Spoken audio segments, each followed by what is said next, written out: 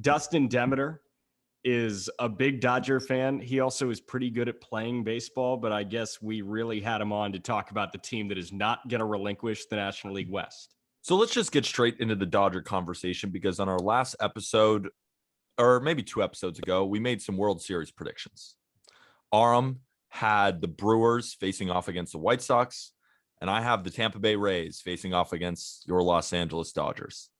Do you see them making the World Series? Simple question. I mean, yeah. I think that the Dodgers are going to match up with anybody really well. A team that definitely scares me is the Brewers, because they got that 3-headed monster, and they play good defense. They're a good baseball team. The counter to that with the Dodgers is they also have a 4-headed monster, and it's just kind of like, who do you prefer? Buehler, Scherzer, Urias, and Kershaw, or Burns, Woodruff, and Peralta. And I think the Brewers bullpen is disgusting, so I think that'd be a really low scoring series. But then again, you got the Dodgers offense that can just click at any time and just put up like a 10 spot on you. So and the thing about the Dodgers also is that the Dodgers really crush right-handed pitching, not as much left-handed pitching. And if they're going to go face those 3 right-handers, that's not as big of a problem for the Dodgers as it might be for some other teams. Yeah, the Dodgers, going back probably to 2019, 2017, like they've always crushed high-octane right-handed pitchers. Guys like Blake Snell always carves against us. Max Fried last night. Starters. Yep, Max Fried last night. They put a couple of runs up early, but he was pretty much cruising after that. They struggle hitting left-handers. That's why, like, if the wild card happens, let's say the Dodgers fall out of first place, because they're in first place now, and they got to face Snell, like that would scare the shit out of me, no doubt about it. Because Snell can dominate the Dodgers, and he's been looking so good lately. So good. So that would scare me. No, not like the wild card's obviously scary, but like if you're thinking about how we match up with the Reds or the Cardinals or even the Mets, Phillies, like you're not worried. I think they'll be all right. Dude, how fun would Snell Buehler in the wild card game be, considering we just saw that matchup go 16 innings like a week ago? That would be absolutely electric. Is that who you'd start in the wild card game? Is that who you'd start? No doubt over about Scherzer? It. No doubt about it. Still Max Scherzer. Oh, Scherzer is so good. Scherzer is so good, but Walker Buehler, like for my money, is probably the 3rd best pitcher in the league right now. Scherzer's probably like more like 5 to 7. Yeah. But Buehler he's hit another level. And like when he gets in the playoffs and he's pumping, like he's working at like 93 to 97 right now. He'll be pumping 95, 99 with like 5 pitches. So yeah, you go Buehler for sure.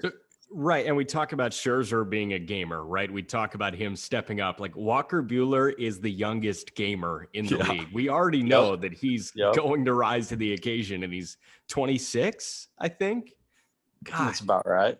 She's now, good. Just jumping into the standings right now, like I don't think you're going to need to have to throw Walker Buehler in a wild card situation.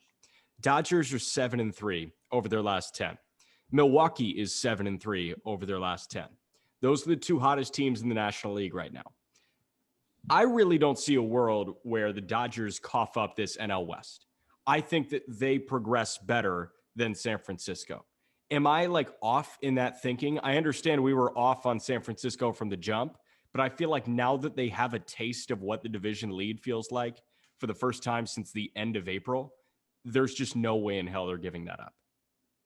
I think you're right. Like I really think that you're right, but the Giants just pound out wins. Like I've been calling the Giants like, yeah, they're like the Rays of the National League.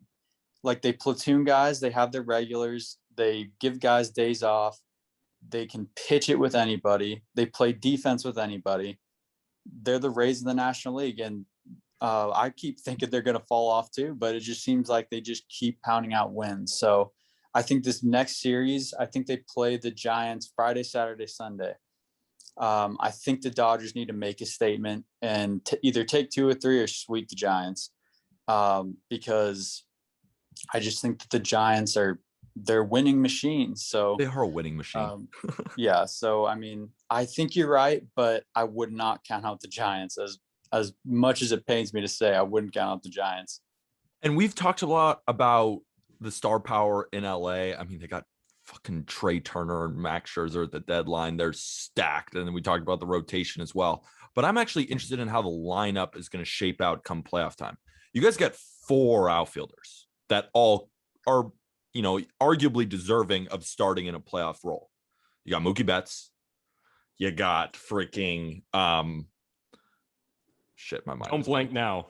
My mind just blanked. You got Cody Bellinger. player. You got AJ Pollock, and you got Chris Taylor, and you got Mookie Betts. My mind randomly blanked there. How are you shaping up that outfield? So I don't think you can bench. You definitely right now you cannot bench AJ Pollock. That guy is he's been an absolute monster the second half.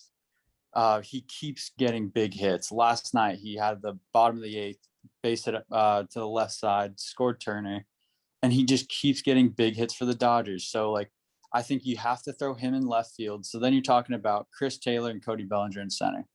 So the way I would handle that is I think the bolt goes to Chris Taylor because he just consistently pounds out great at bats. He's above average everywhere in the field. Probably center field, you're pushing a little bit, but like he's probably an average center fielder. The flip side of that is Bellinger is absolutely an elite defensive center fielder. Like he tracks down balls that you don't think people can catch. So the way I think I would handle it is if you got definitely Bellinger's on the bench against lefties. But if you got like a high octane, high spin right-hander, like a Brandon Woodruff, maybe even a Corbin Burns, he's more sinker cutter. But I mean, Bellinger is so bad right now that unless it is right down the middle and under 94 miles an hour, like he's probably not going to hit it. Like he's been probably, I'd be interested to see this, but he might be the worst hitter in Major League Baseball this year. It is hard to watch that guy hit. But then you talk about like, if you got like Will Smith in there and you got the full lineup, I mean, it's so loaded that you could argue that giving a little offensive firepower away for some defense is clean. Like you could do that. But I think Chris Taylor's bat is probably needs to be in the lineup the majority of the time. And you're probably looking at Bellinger sitting. It's crazy that we're talking about the 2019 MVP sitting. Right. No, I mean, this is the Dodger dilemma. You are either benching an all-star this year in Chris Taylor or an NL MVP 2 years ago. Like that's so screwed up. I was looking at the lineup graphic that the Dodgers put out a couple of nights ago, and I just want to run through the defensive alignment. Will Smith, the catcher, we think is one of the best catchers in baseball. Top 3. He is. If not number 2. First base, Max Muncy, who in any other year could probably finish top 3 in NL MVP voting. He might still finish top 3 in NL MVP which is insane. Trey Turner might finish top 5 in NL MVP voting. He's the second baseman. Shortstop, Corey Seager, who is still Corey frickin' Seager. Justin Turner is a top 10 NL MVP vote getter. In left, you've got AJ Pollock, who's hitting the crap out of the ball. In center, we just walked through that dilemma. So you either have an all-star or an MVP in his mid-20s. And then in right, you've got a top 5 player in baseball in Mookie Betts. And then on the mound, you've got your option of a first ballot Hall of Famer in Clayton Kershaw, possibly another first ballot Hall of Famer in Max Scherzer, and a top 3 pitcher in baseball right now in Walker Buehler. And if I'm not mistaken, Julio Urias is still leading Major League Baseball in wins. I mean, it's a good dilemma to have. Talk about the bullpen too, because nobody talks about their bullpen either. Like Trinan, they have so many. Kenley Jansen is even having a good year. What have you seen from the Dodgers bullpen? Hold on? Can we take a moment to just realize how freaking stupid what I just walked through was? Like a baseball team should not be constructed like that. Even when you look at the Lakers with Russell Westbrook, LeBron James, Anthony Davis, Dwight Howard, like, yes, that was an all-star team in 2012. Melo, yes, 2012, but it's like 8 years senior that. Like no team, regardless of sport, should be this good in real time. And the Dodgers, like constructed right now, are the best team in sports, bar none. Yeah, it's like watching an all-star team. And back to what you said about the bullpen, Pete, I think that it's going to be fine because they found some diamonds in the rough. Corey Knievel's been nasty. He's been struggling a little bit lately, I think, but I mean, that fastball and curveball is going to play. The only thing about the Dodger bullpen that concerns me is there's no lockdown left-handed reliever. You're talking about David Price. Danny Duffy's still a couple of weeks away. So you don't know what you're getting out of Danny Duffy. And that's about it. You got Clevenger, but he throws gas, but he hasn't put up like exactly lockdown numbers.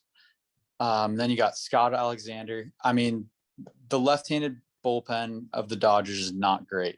Their right-handers are electric. Everybody throws 98, but that could be a problem come playoff time. You got big left-handed bats coming up. We don't really have anybody to counter that with. So we found one weakness. They don't have a great left-handed reliever. That's it. Yeah, that's it. About Are it. you kidding me? Yep. And also, I'm also curious about this too, because we haven't spoken with you since we ranked the managers. And we had Dave Roberts as our number 2 manager in the new school. We had like the Tino Franconas of the world. They were in the old school. The new school managers, we had him at 2. I'm curious, do you think Dave Roberts is a really good manager, and do you have full faith in him going into the playoffs this year again? That's a tough question. I mean, he's made so many like decisions come in the playoffs where it's just like, what are you doing with the bullpen? Just consistently trusting Kenley Jansen, going to Kershaw in 2019.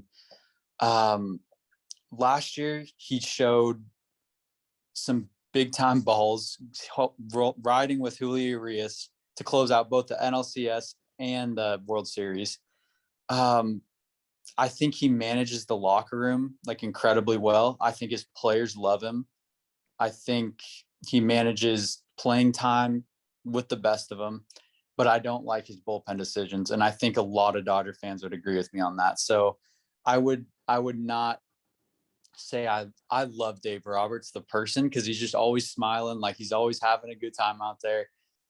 I don't think he's a very good manager of the bullpen. You know, you can hate the Dodgers for the money they spend and the luxury tax penalties they're willing to accrue. But kind of speaking to your point about Dave Roberts and his leadership skills, you're not going to hate them for morality's sake, especially with the way they handled Trevor Bauer this year. They're supposed to have last year's NL Cy Young on this team, and Bauer obviously is a piece of shit, and he's not on this team right now. And it's very clear from the top down that they don't want him in a Dodger uniform ever again. Like, that is a sign of really good leadership, I think, from Dave Roberts, everybody else kind of having this consensus. So this is, you know, if you don't want to root for them because the money thing, that's fine. But this is a really easy group of people to root for. And if they win, like, I'm not going to be too pissed. Yeah. I mean, I was just talking to my buddy about that. It's like, you really can't, you want to hate the Dodgers, but they got a bunch of likable guys on the team. Like, there's no way around it. Like, you know, you're not going to hate Corey Seager. You're not going to hate Justin Turner. Like, they don't have any like Altuves or Correas on the team. Like, it's a bunch of good dudes. So, I mean, it's easy to root for them. That's for sure. And Mookie, I mean, out of all of them, Mookie, I feel like, is the most likable guy too. And even a guy like Bellinger, he's so likable too. I feel like all these guys, and there's like just like this general aura around the Dodgers now. I feel like getting the monkey off their back last year, winning a championship, and now this year they're just going to be revved up to do it again.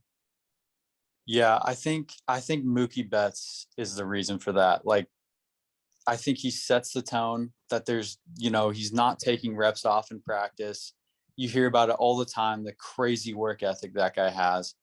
And I remember a story that came out, and I'm sure you guys do too, where he first day came in and kind of lit everybody up and said, hey, like, it's time to go. Like, we're not going to be fucking around at practice. Like, we're going to take every rep. We're going to have full focus. He started a jar. Like, you had to put like $20 every time you made an error in practice.